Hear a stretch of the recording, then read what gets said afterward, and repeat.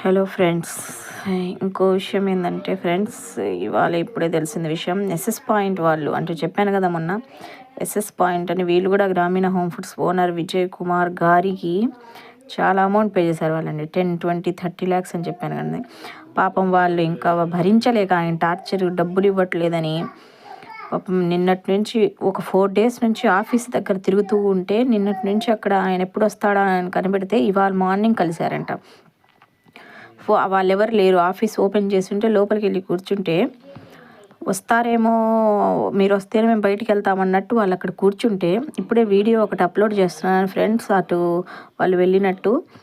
అది కూడా చూడండి ఫ్రెండ్స్. పాపం వాళ్ళకి అక్కడ ఉంటే వాళ్ళు ఇప్పుడే వస్తాం మీరు భోజనం చేసిరా పోండి అని చెప్పేసి వెళ్ళిపోయి, వాళ్ళు అర్ధరాత్రి అయినా ఇప్పుడు దాకా రాకుండా వాళ్ళని అక్కడ కరెంట్ తీసేసి ఫ్యూజులు పీకేసి వాళ్ళని ఎంత అల్లాడిస్తున్నారో చూడండి ఫ్రెండ్స్.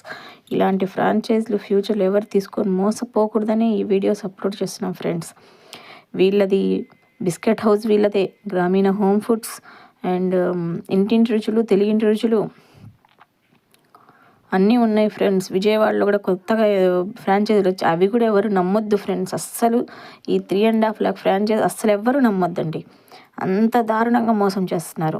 ముందు 3 నెలలు బాగానే ఇస్తారండి, తర్వాత వీళ్ళు చుక్కలు చూపిస్తారు మనకి. అందుకని దయచేసి ఎవ్వరు నమ్మొద్దండి. అసలు ఎంత లావున మోసం అంటే అంత ప్రీ ప్లాన్డ్గా స్కామ్కి దిగడం ఇతన్నే చూస్తున్నామండి. మేము ఎప్పుడు మన లైఫ్లో చూసుంటాం ఇలాంటి వాళ్ళని. స్కామ్ చేయడానికే ఇలాంటి బిజినెస్ పెట్టారండి వీళ్ళు. దయచేసి ఎవరు నమ్మకూడదనే మేము ఈ ప్రయత్నం చేస్తున్నామండి. దయచేసి వినండి.